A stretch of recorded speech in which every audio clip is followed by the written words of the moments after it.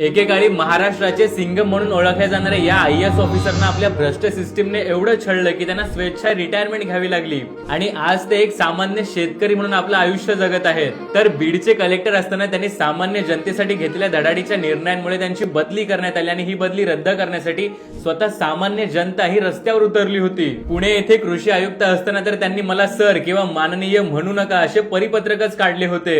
त्यांची काम करण्याची पद्धत एवढी जबरदस्त होती की छत्रपती संभाजीनगरचे विभागीय आयुक्त, बीडचे जिल्हाधिकारी, विक्रीकर सहायुक्त, सिडकोचे प्रशासक अशा अनेक महत्वाच्या पदांपर्यंत ते पोहोचले होते.